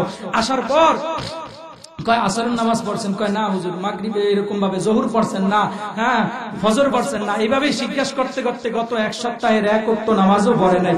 ভাই আজকে বৃহস্পতিবার, সূর্য ডোবার সঙ্গে সঙ্গে একটা বরকতি রাত, আমলের রাত। এই রাতে যদি ইবাদত করেন, আল্লাহ তাআলা আপনাকে অনেক এরকম ভাবে উপরে উঠিয়ে দিবে, জান্নাতে যাওয়া আপনার জন্য সহজ হয়ে যাবে। যেহেতু এটা জুমার রাত, গরিবের হজের রাত, ঈদের রাত, সুতরাং এই রাতের মধ্যে আপনি একটু ইবাদত করেন। আসেন সর্বপ্রথম মাগরিবের নামাজ আদায় করি। এবার যখন এই কথা বলল, বিপ্লব চোখে চোখে মুয়াজ্জিনের বলতেছে, কি ব্যাপার হুজুর, কি নতুন নতুন নিয়োগ প্রাপ্ত হয়েছে কিনা? চোখের ইশারায় মুয়াজ্জিন সাহেব কইতেছে, হ্যাঁ নতুনই নিয়োগ প্রাপ্ত হয়েছে। এই কথা বলার পর পরে এখন নতুন মানুষের সঙ্গে তো বেয়াদবি করা যায় না। জোরে বলেন যায়? ইমাম সাহেবের কিছু না কয়ে, হুজুর আসলে তো নামাজ রোজা করা দরকার, নামাজ টামাজ পড়বো, কিন্তু আমার লুঙ্গিটা বেশি একটা ভালো না। কয় যেই লুঙ্গি আছে এই লুঙ্গি নিয়েই নামাজ পড়েন। কবুল করার মালিক জোরে চিল্লায়া বলেন কে? আপনারা মনে হয় ঘুমায়া যাইতেছেন। আপনারা ঘুমায়া যাইতেছেন নি? কবুল করার মালিক জোরে চিল্লায়া বলেন কে? তারপরে এখন যখন দেখলো যে না, কোনো কায়দা কানুন নাই, লুঙ্গি যেটা আছে এইটা নিয়েই নামাজ পড়া লাগবে, অথবা ইমাম সাহেব আবার নতুন করে লুঙ্গি দিয়া দিবে। তো এখন বলতেছে, আসলে নামাজ টামাজ তো পড়া দরকার, আজকে মনটা আমার বেশি একটা ভালো না, লুঙ্গি যাও একটু ভালো টালো আছে, মন বেশি একটা ভালো না। ইমাম সাহেব কয় যেই মন আছে ওই মন নিয়েই নামাজ পড়েন। কবুল করার মালিক জোরে চিল্লায়া বলেন কে? এবার একটা মোড় দিয়া ওইটা কয়, হুজুর আসলে লুঙ্গিও ভালো, মনও ভালো, এই সব দোষ হলো কি আপনাকে টুপিও লাগো। আপনারা একজনে বলেন এটা হালাল, একজনে বলেন এটা হারাম, একজনে বলেন এটা জায়েজ, একজনে কোন এটা না জায়েজ। আপনাকে এই গুতাগুতির কারণে একদম নামাজ পড়াই ছাইরা দিলাম। আচ্ছা, ইমাম সাহেবের ধমকি একটা দিয়া চলে গেল বাড়িতে। এক সপ্তাহ পর শুক্রবার 5 কেজি জিলাপি 200 টাকার কসকসে একটা নোট দিয়া ইমাম সাহেবের রুমের ভিতরে ঢুকতেছে, হুজুর কাঁপতেছে আর 200 টাকা হাতিয়া দিয়া 5 কেজি জিলাপি দিয়া কয়, হুজুর নামাজের পরে আমার নামে আমার বাপের নামে একটু দোয়া কইরা দিন। কয়েকটা কি হয়েছে? কয়, হুজুর কি বলবো, এই দীর্ঘ 1 সপ্তাহ যাবত পুরা ডাইরেক্ট ঘরে আর বাথরুমে আসা যাওয়া করি। আমার আব্বাও অসুস্থ, সন্তান 2টা অসুস্থ, স্ত্রীও ঠিক মতো রান্না করতে পারে না, ক্লান্ত, কি যে হইল, পুরা ঘর অসুস্থ হয়ে গেছে। এই আল্লাহ কি খালি আম করেই দেখে? আল্লাহ আমাকে ঘরের ভিতরে সব রোগ ঢুকিয়ে দিছে। কি পাপটা যে আল্লাহর সঙ্গে করলাম, আল্লাহ সব রোগ আমাকে ঘরের মধ্যে ঢুকিয়ে দিছে। দেখেন, 1 সপ্তাহে একদিনও নামাজ আদায় করলো না, আর আল্লাহর সঙ্গে কি পাপ করেছে বুঝা পায় না। এমন জাতের মুসল্লি আছে না নাই? জোরে বলেন, আছে না নাই? এজন্য জাবেরের স্ত্রী ডাক দিয়ে বলতেছে, স্বামী আমার 10 জনের আপনি দাওয়াত দিয়েছেন, আর বাকিরে দাওয়াত দিছে আল্লাহর পয়গম্বর। ও স্বামী গো, জান জান আল্লাহর নবীরে নিয়ে আসেন। নবী আমার 1000 সাহাবায়ে কেরাম নিয়ে যখন রওনা হয়ে গেছে, বাড়ির ভিতরে ওই ঘরটার মধ্যে 70 জনের বেশি আটার মতো জায়গা নাই, স্থান নাই। জাবের ডাক দিয়ে বলতেছেন, আল্লাহর নবীর সামনে আইনা আমরা যখন আমাদের ঘরে অবস্থিত রুটি গুলো রাখলাম, আর যখন এরকম ভাবে ছাগলের ছানা ভুনা কইরাই না যখন সামনে রাখলাম, ডেক্সিটা রাখার পর আমার পয়গম্বর ডেক্সির থেকে একটা রান উঠাইয়া, গোশতের টুকরা উঠাইয়া নিজের জিহ্বার মধ্যে দাঁত দিয়া একটুখানি কামড় দিলেন, হালকা একটু লালা লাগাইয়া, থুতু লাগাইয়া ওই খাবারের ভিতরে আবার ছাইরা দিলেন। রুটির মধ্য থেকে একটা রুটি উঠাইয়া নিজে হালকা একটু কামড় দিয়ে ওখানে রাইখা দিলেন। জাবেরকে ডাক দিয়া বলে, রে জাবের, যাও যাও সাহাবায়ে কেরামের মাঝে বন্টন করো। হযরত জাবের ডাক দিয়ে বলতেছেন, ও নবীর সাহাবীরা রে, আমার ঘরের মধ্যে 70 জনের মতো অবস্থান করার বসার মতো জায়গা ছিল, আমি সর্বপ্রথম 70 জনের খাওয়াইলাম, 70 জন চলে গেল, আবার 70 জনের খাওয়াইলাম, পরিতৃপ্ত হইয়া ওই 70 জন চলে গেল। এমন করতে করতে পুরা সব মেহমানদেরকে মেহমানদারি করার পর নবী আমার ডাক দিয়া বলতেছে, রে যাবে এখনো খানা অবশিষ্ট আছে কিনা? আমি মুস্কি হাসি দিয়া বললাম, আল্লাহ ও পয়গম্বর, যতটুকু খাবার ছিল এখনো সেই পরিমাণই খাবার অবশিষ্ট আছে। আল্লাহর নবী বলে, যাবে নিয়ে আসো। আল্লাহর নবী খাইলো, আমাদের ঘরের অবস্থানরত সব ফ্যামিলি মেম্বাররা খাইলো। খাওয়ার পর আমরাও যখন পরিতৃপ্ত হইলাম, ওই সময় 1000 মানুষ খাওয়ার পরে মাত্র 10 জনের খাবার ওই 1000 মানুষের পরিতৃপ্ত সহকারে খাবার পর নবী যখন খাইলেন, ওই সময় খাবারটা শেষ হয়ে গেছে। ওরে মুসলমান, আল্লাহর নবীর লালা, আল্লাহর নবীর থুতু খাবারের মধ্যে লাগার কারণে, রুটির মধ্যে লাগার কারণে, গোশতের মধ্যে লাগার কারণে 10 জনের খাবার যে আল্লাহ 1000 মানুষের জন্য যথেষ্ট করে দিয়েছে, ওই আল্লাহ এখনো আছে না নাই? মুসলমান, ওই আল্লাহকে স্মরণ হয় সবচাইতে মসজিদের মধ্যে গেলে, কথা ঠিক না বেটে? ওরে কার কোন কথার মাধ্যমে জান্নাত ওয়াজিব হয়ে যাইবে আপনিও জানেন না, আমিও জানি না। বাদশাহ হারুনুর রশিদ রহমাতুল্লাহি আলাইহি, সংক্ষিপ্ত আকারে ছেড়ে দিব, হারুনুর রশিদ রহমাতুল্লাহি আলাইহি বিকাল বেলায় বেগম জুবাইদা স্ত্রীকে নিয়া ঘোরার জন্য যাইতো, হাওয়া বাতাস খাওয়ার জন্য যাইতো। যাওয়ার পর দেখলো তার দরবারের ভিতরে একটা পাগল ছিল, বাহলুল পাগল। অনেক আল্লাহওয়ালা পাগল, পাগল তো অনেকই আছে, কিছু আছে ভণ্ড, ওই ভণ্ডর মতো নয়, বরং আল্লাহওয়ালা পাগল, নামাজি পাগল, আল্লাহর জিকির ছাড়া আর কোনো কিছুই সে বুঝতো। এবার নদীর কিনারে যখন গেল, হারুনুর রশিদ দেখতেছে দরবারের আল্লাহওয়ালা পাগলটা নদীর কিনারের মধ্যে বসে বসে বালুর মধ্যে ঘর বানাইতেছে। এ বাহলুল কি করতেছো? কয় ঘর বানাইতেছি। কেন? কয় এই ঘরটাকে আমি বিক্রি করব, এটা আমার ঘরের বারান্দা, এটা আমার ডাইন, এটা ড্রয়িং, এটা কিচেন, এই সব কিছু দেখে দেখে বলতেছে, ও বাহলুল রে, ঘর কেন বিক্রি করবা? কয় 1 টাকার বিনিময় এই ঘরটা এই মুহূর্তে যে ক্রয় করবে, আমি আল্লাহর কাছে দোয়া করব আল্লাহ যাতে করে তার জন্য জান্নাতের মধ্যে একটা বালাখানার ব্যবস্থা করে দেয়। হারুনুর রশিদ বলতেছে, ও বাহলুল, বুঝছি এতদিন পর্যন্ত আল্লাহর পাগল ছিলাম, এতদিন দুনিয়ার পাগল, আল্লাহর পাগল ছিলাম, এখন দুনিয়ার পাগল হয়ে গেছো। যাও যাও, আগামীকালকে তুমি আমার দরবারে চলে আইসো। ঘর বিক্রি করার দরকার নাই, তোমাকে আমি প্রয়োজন হলে 1 বস্তা টাকা আগামীকালকে আমার দরবার থেকে দিয়া দিব। এবার বাহলুল মনটা বেজার কইরা চুপ কইরা রইছে। ওই যে বেগম জুবাইদার সাথে থাকা স্ত্রী হারুনুর রশিদের, সেই হারুনুর রশিদ রাহমাতুল্লাহ আলাইহি যখন ইস্তেনজা করার জন্য গেছে, ইস্তেনজার থেকে ফিরত আসবে এর আগেই বেগম জুবাইদা আস্তে করে আইসা বাহলুলের কয়ে, বাহলুল 1 টাকার বিনিময়ে যদি ঘরটা ক্রয় করি আসলেই কি জান্নাত পাওয়া যাবে কিনা? অবশ্যই আল্লাহর উপরে ভরসা আছে। লাউ আকসামা আলাল্লাহি লা বাররা, আল্লাহর পাগল বান্দারা আল্লাহর কাছে যদি কসম করে কোনো কিছু চায়, আল্লাহ তাআলা সঙ্গে সঙ্গে তাই তাদেরকে দান করে দেয়। সুবহানাল্লাহ। এবার বাহলুলের 1 টাকা বাহির করে, ভ্যানিটি ব্যাগ থেকে 1 টাকা বাহির করে বেগম জুবাইদা দিয়ে আস্তে করে চলে গেল। হারুনুর রশিদ কোনো কিছুই জানে না। স্বামী স্ত্রী ঘরের ভিতরে যাইয়া এশারের নামাজ আদায় করে খাবার পর্ব শেষ করে দুজন যখন একই বিছানার মধ্যে ঘুমায় গেছে, গভীর রাত্রিতে হারুনুর রশিদ দেখে কিয়ামতের ময়দান কায়েম হয়ে গেছে, 7 আসমান 7 জমিনের উপরে পড়ে গেছে, আর মানুষগুলো দিক বিদিক ছুটাছুটি করতেছে, শরীরের থেকে গর্বে ঘাম ঝরতেছে, কারো হাঁটু পর্যন্ত, কারো কোমর পর্যন্ত, কারো মাজা পর্যন্ত ঘামের সাগরের মধ্যে হাবুডুবু খাইতেছে আর সাঁতার কাটতেছে।